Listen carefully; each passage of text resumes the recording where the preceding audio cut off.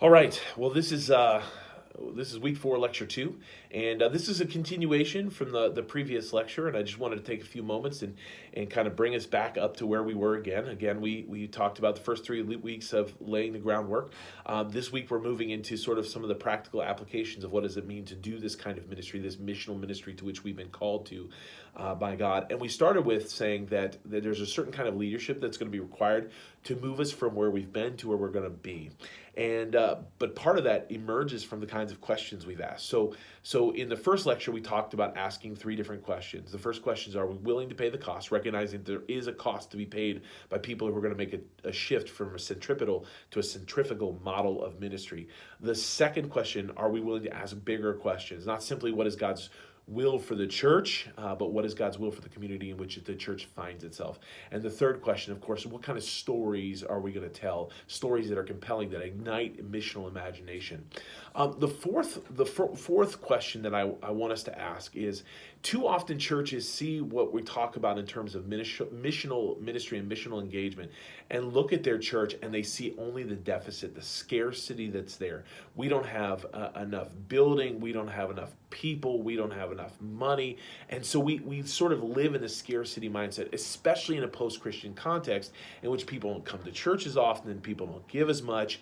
Maybe our buildings have fallen in some regard to in some form of disrepair, or we can't afford to keep up the building in the way that we once did. We can't afford to launch new programs. And so we have this scarcity mindset. And I believe that the scarcity mindset in of itself, born of an establishment model, born of this sense of this exilic idea that we've bought into, that we are no longer who we once were, is a bind on the missional imagination of the people of God.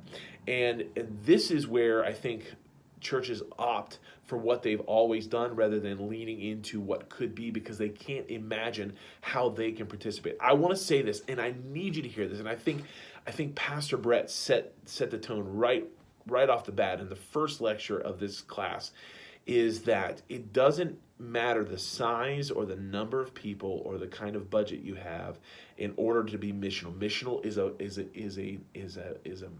a posture, an orientation of our lives. That's why we read the book Sentness, because Sentness, I think, talks to us about these 6 postures that don't cost a lot of money. They're relational. It's the very nature of who we are as we engage the world around us. And every church, every collection of people, every group of people that calls themselves the people of God have within this latent capacity to activate the missional impulses that already exist within them. The key is, how do we find ourselves, and in what ways can we activate that? I think there's a certain ethos about missional churches, and I think it's found in the passion we have for the lost, and for those who are broken, for those who are disconnected from the hope that is found in Jesus Christ, from the new life and the redemptive purposes that is found as God. I think it has to do with willingness. Am I willing to allow God to move into, to shape how I find myself in the world and how I activate the gifts and graces that I have within me or within a local congregation? Every congregation has the capacity to do something for the kingdom. You might not be able to do it all, and I don't necessarily think it's incumbent upon us to try to do it all. We just got to start somewhere. What are the resources? Now, in next week, as we continue this conversation about missional leadership, we're going to talk about appreciative inquiry and asset-based opportunities. This idea, identifying what the church has within it, and how do we leverage the assets that are there, the people, the gifts, the graces, for the sake of the mission. But I will say, are we willing to say, God, what is in front of us that we can begin to do? My mom was going to a church that they were having trouble thinking about what is their missional role, but yet they had a number of ladies who quilted and sewed and were very crafty. And so what they began to do is make quilts that would then eventually find themselves in the back of police cruisers, so that when children were removed from houses because of domestic abuse situations, those children would be given these quilts by the police officers that they will then take with them, because once you've been removed and you're put in the foster system, you always feel like you're having to be done with your stuff. But these quilts that they would take with them that had been prayed over by these ladies, and they said, this is our missional contribution. This is our way of engaging the world around us and making a difference. That there is within us these certain opportunities, right? But it requires a sense of vision. Do we have the vision to see how can God use us, no matter our size, no matter our budget, no matter the amount of people we have on staff? How can God use us? And then prayer, really seeking the heart of God and activating the faith in God to be able to be used in that way. So that's the fourth question I would say we need to ask, is what is the particular role that our church might have in this mission of God? You don't have to keep up with the Joneses, i.e. the big church down the road, or the bigger church down the road if you are the big church. All you have to do is call together a group of people who are willing to leverage whatever gifts and graces they have for the sake of the kingdom, and you put those into action. Question 5. I think this is a really important one for us, and probably one of the things that goes back to the first question we asked, the idea of what is the cost, is that will we be content to settle outside of the promise of God's redemptive purposes? What I mean is, I think specifically of Israel when they're moving towards the promised land and they get right up to the edge, and we all know the story.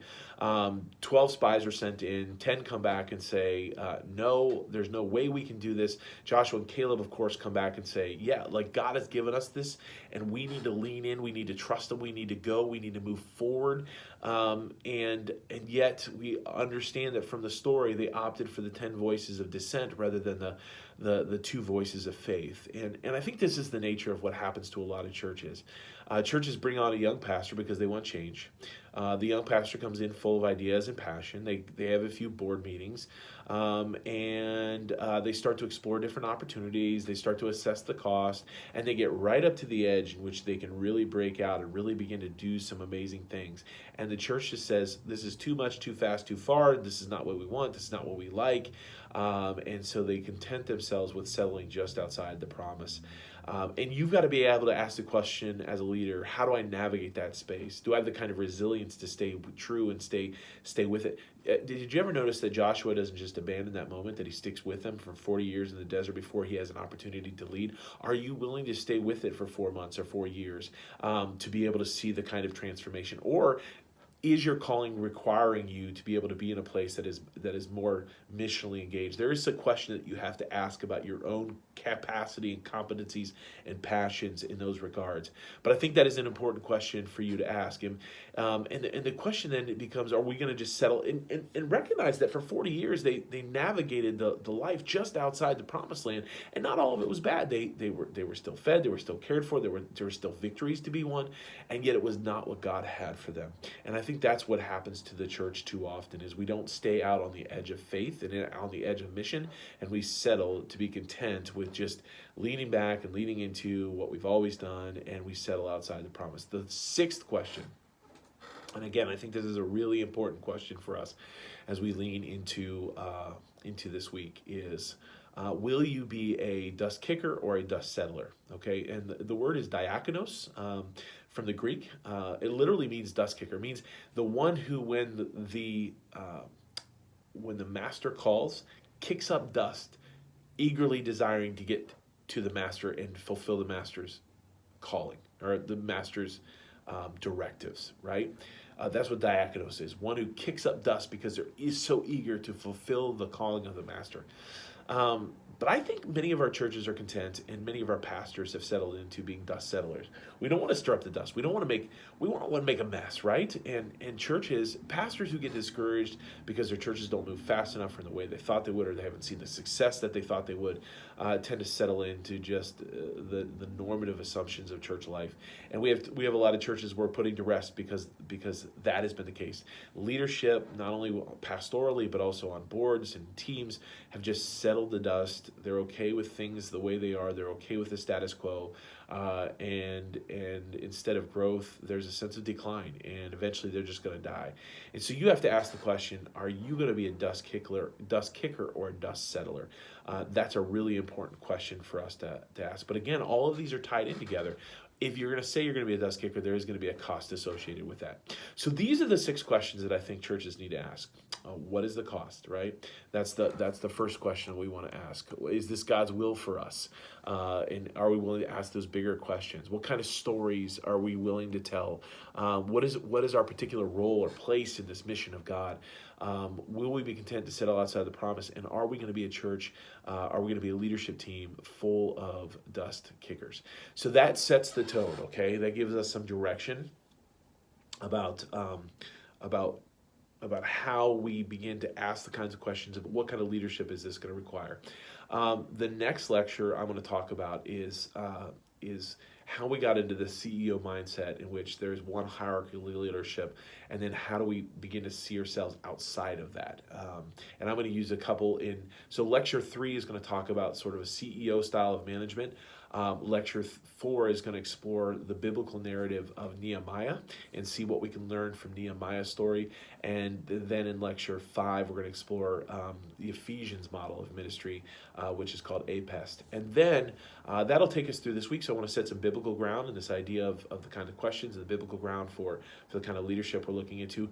Next week, in week 5, we're going to take this even one step further to talk about some significant strategic elements that are necessary for us as we move forward. This idea of what is transformational leadership, what is appreciative inquiry, what is asset-based leadership.